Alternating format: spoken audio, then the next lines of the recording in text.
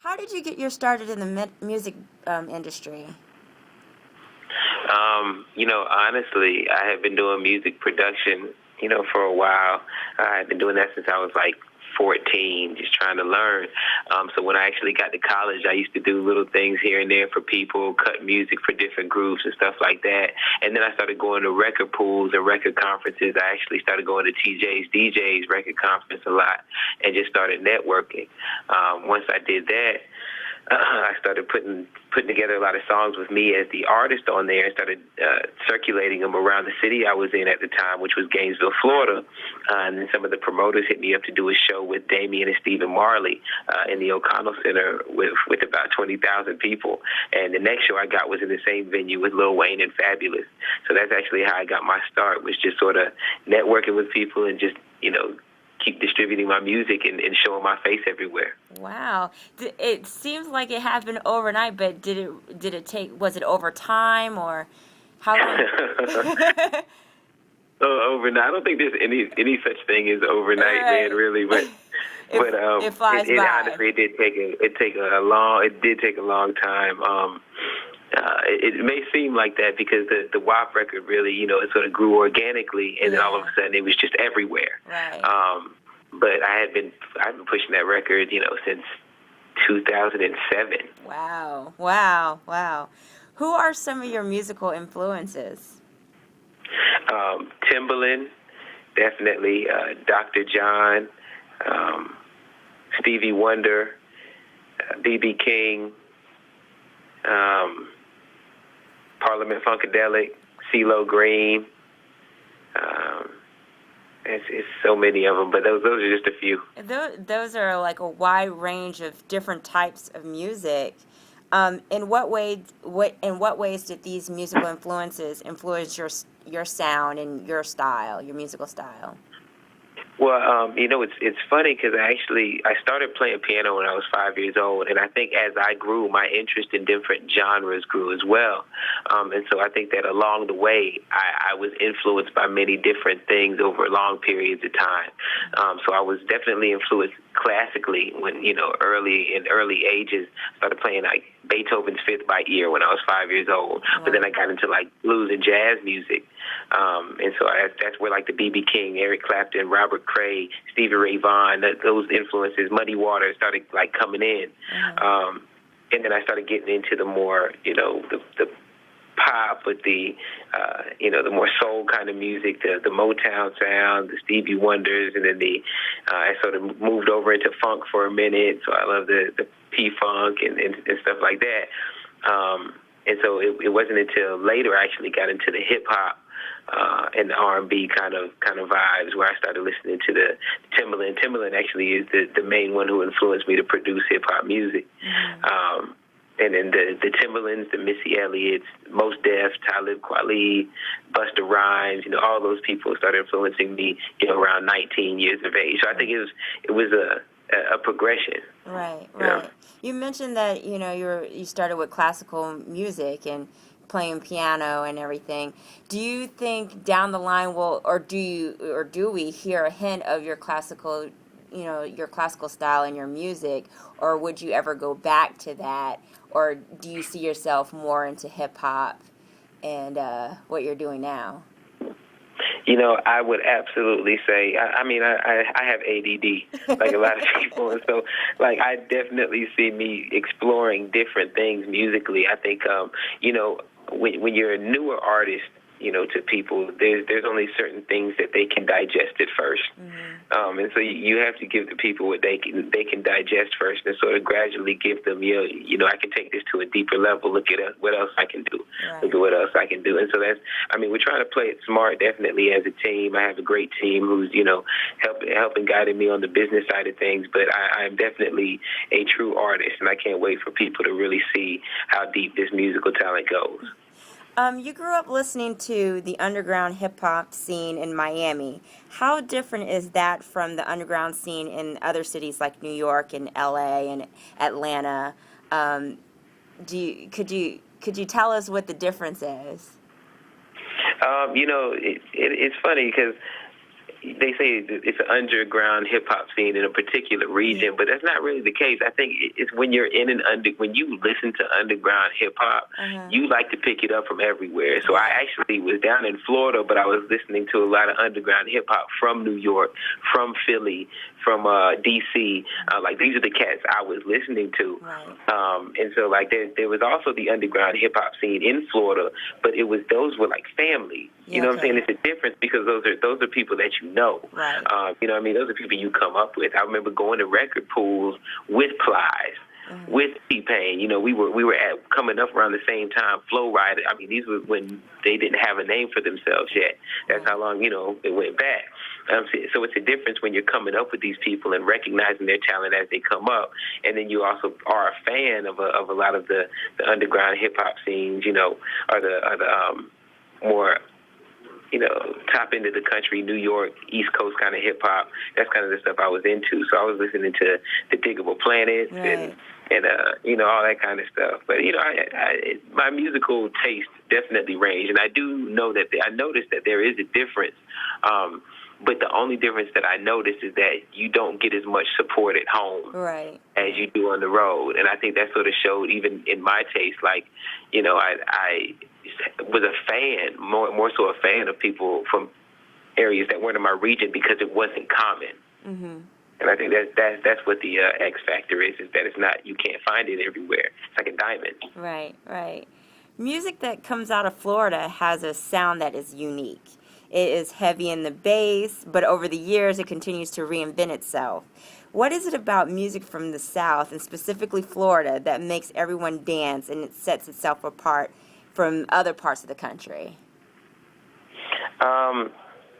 It's the mix of cultures. I mean, when you really think about it, Florida is a huge melting pot of different cultures, and I think that you know, a lot of the Southern culture, you know, the Southern country-esque culture mixed with the, you know, the flavors that come from, you know, Cuba and Puerto Rico and all the Spanish cultures and the African cultures and the Haitians and Jamaicans that mix together will make for a sound of a lot of different rhythms that come out that people like to dance to, and it spreads. Right. So tell us about your song WAP. Creatively, how did that song come together, and is there any underlining message in the song? WAP actually started, it was a dance first, but we didn't even have a name to it. It was a dance that me and a couple of my friends, Fleazy and Cello, we used to do in the club. In Gainesville. And, you know, we were young. We used to like to dance all the time. We'd make up different dances, and we would do it, would want to join in and learn how to do. And so after a while, Fleazy was like, yo, Dash, man, you need to make a record for this dance. I was like, okay, cool, man, I'll go ahead and do it. And so I went back to my apartment at the time and just made the beat for it. And, you know, I let Fleazy and Cello hear, and they were like, man, this is dope. We got to, you know, make some words to it. I remember all of us being in the room, like coming up with different parts of the dance, man. It was so stupid at the time, but we had a good time doing it, man. We were really just having fun. And then after I finished it, had a couple of my friends help me mix it, and I gave it to a couple of DJs, and they played it in the club one time. And when we did it in the club to the song, it was like an energy that I've never since been able to replicate with anything. I mean, it just exploded, man, and people were just like, man, I want to learn how to do it.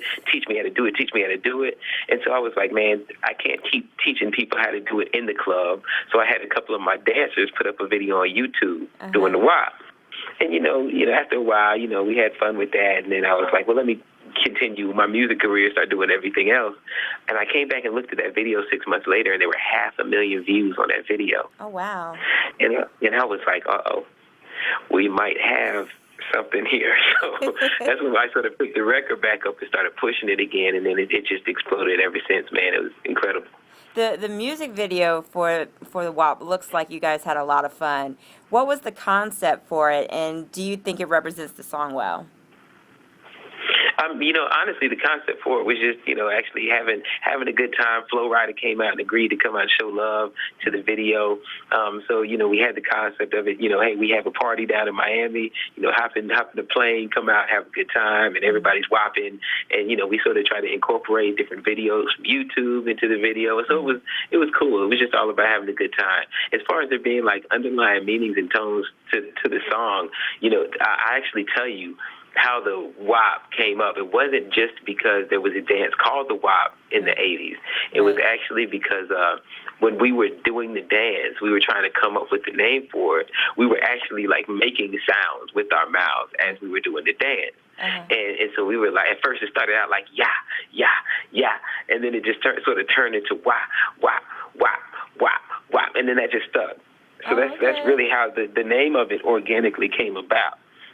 And then, you know, I know that the term itself also has some racial meanings. And so when we sort of encountered that, we actually were looking at the videos of everybody doing the WAP. And we were like, man, there is no racial boundaries to this. There's no boundaries, period, no age boundaries. I mean, we saw anywhere from 2-year-olds to 82-year-olds doing the WAP.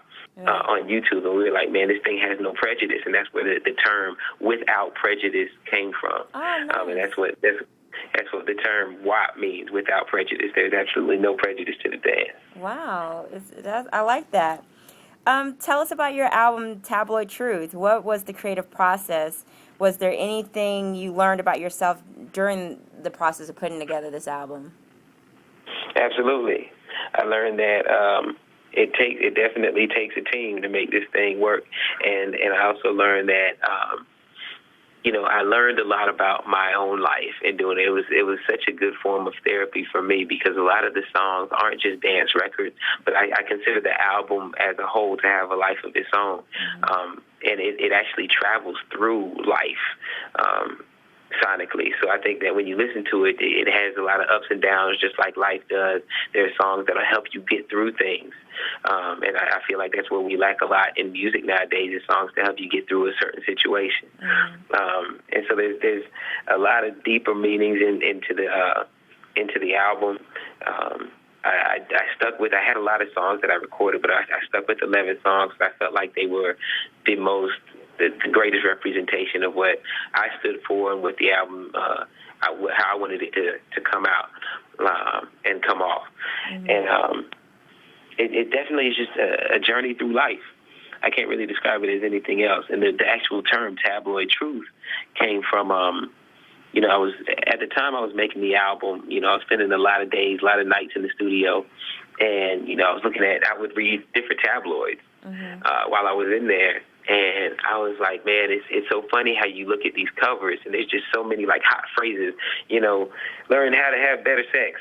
Kim Kardashian does this. I mean, it's just it's so many phrases that are on to catch your attention, right? That's what they do. They capture your attention, and it's bright and it's shiny and it's interesting, and then you flip open the page, and oftentimes, more often than not, it's a lot of lies in there. Media has a way of painting particular pictures that aren't necessarily the truth. So what I wanted to give with this album was that same initial feeling of, oh man, this looks great. These terms look great on the front, but then when you open it, it also something in there to put some meat on your bones as well, some real truth, some real life in there. So that's where that term came from. And the album is out, correct, or is it coming out soon? It is out. It was out January 31st. Nice. And where can people get the album or get a sneak peek and listen and pick it up? You can definitely pick it up from Walmart. Just check the Walmarts in your area. They should have it on the shelves, and also on iTunes. Definitely go on iTunes, look up Tabloid Truth, and you should be able to preview 1 minute and 30 of each song, which is pretty much the entire song for some of them. So you should be able to get a good listen to what you're buying, man. And I've gotten some really good reviews on there as well so far. So I'm excited. Nice. You mentioned YouTube and iTunes and things like that. In what way has social media, websites, and the internet in general played a part in your music career? Oh man, it's been everything. I mean, I think you can tell from where my stories have gone so far. It was, I put out a video on YouTube, and then there was 500,000 views on it. I mean, what other way can a small-time kid from a small-time city make a song and distribute it to the world? I mean, I can't think of any other way in any other time that you could do that without a lot more money than I did it with. So honestly, I've gotten so much love from TuneCore because I've been their poster child. When you think about it, like you have outlets like TuneCore who you can pay $9 to and then all of a sudden you have digital distribution around the world. You know what I mean? We sold over 300,000 records last year. Wow. Of the WAP. And as an independent artist, that's huge. You know what I mean? That's huge for me. I mean, I'm not the top selling artist in the world, but God dang it, I feel like I accomplished something. Oh, you know what I mean? It's a lot. It's a lot. Is there any advice you would give someone interested in the music industry but is limited with industry contacts? Absolutely. Take one step at a time. Like, it's not going to happen overnight. There's no such thing as overnight success. It takes a great team. So take time to understand what elements of a team that you need, and start working to find those, put those pieces together first. Because you don't want like a huge explosion and you're the only one behind it, because then you're going to be missing out on certain things that you're not thinking about. So take time to get your team together first, and make some good music is the second step, and be patient. Because, like I said, it's not going to happen overnight. It took me 4 years to get that record popping. And so, I mean, it happens like that sometimes, but just make sure that you have something to follow up with. I can't wait for people to hear the rest of this record, because I got shown a lot of love from a lot of artists like Carlito from Menudo, Laura Johnston from American Idol, and I wouldn't have been able to get those connections and those contacts had I not done the networking and the legwork up front. So make sure you do the work behind the scenes first. Like, do work. Right. Don't just think it's going to fall into your lap. Nobody's going to give you anything in this business. You got to get out there and go get it. Wow, that's great advice, and it's very true. What are you looking forward to the most in the coming months, and what's next for you?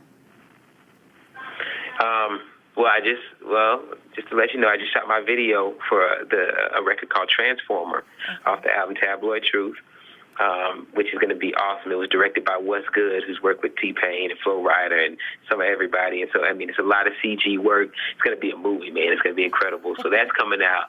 I'm also excited for people to hear the title track of the record, Tabloid Truth, which is a very, very deep song. Planning on shooting that video soon as well.